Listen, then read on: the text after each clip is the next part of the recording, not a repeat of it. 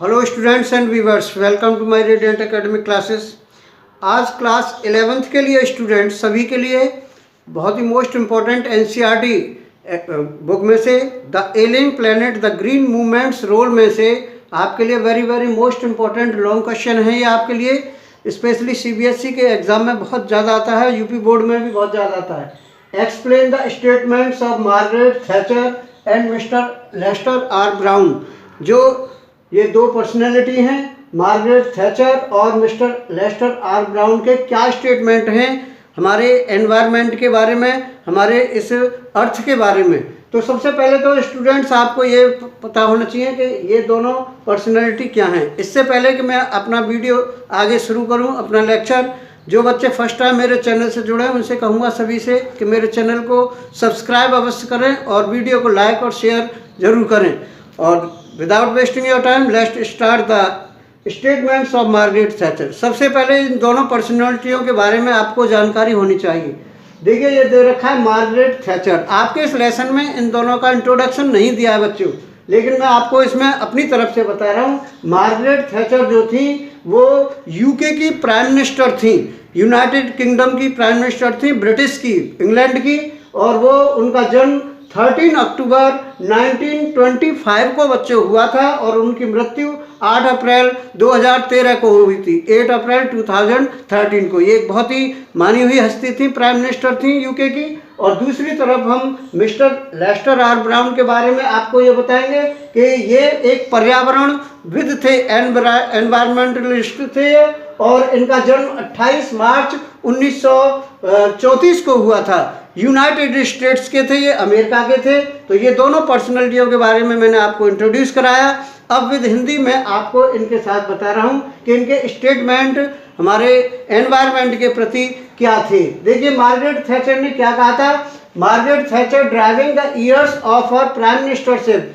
Margaret Thatcher ने अपने प्रधानमंत्री कार्यकाल के दौरान, प्राइम मिनिस्टरशिप के दौरान ये कहा था कि no generation has a freehold on this earth, कि किसी भी पीढ़ी का, किसी भी जनरेशन का इस पृथ्वी पर पूर्ण स्वामित्व नहीं है, फ्री होल्ड नहीं है।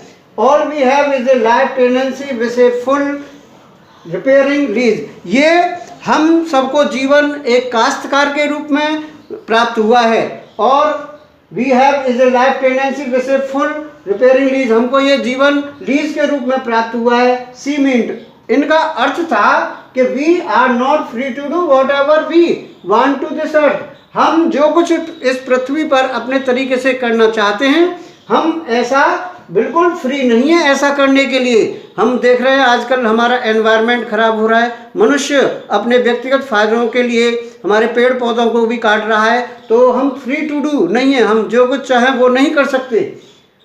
और we have to maintain this earth, बल्कि हमको तो इस पृथ्वी पर जो चीज़ हमें विद्यमान हैं, हमारे नेचुरल चीज़ें हैं, पेड़ पौधे हैं, इनको हमें संभाल करके रखना है।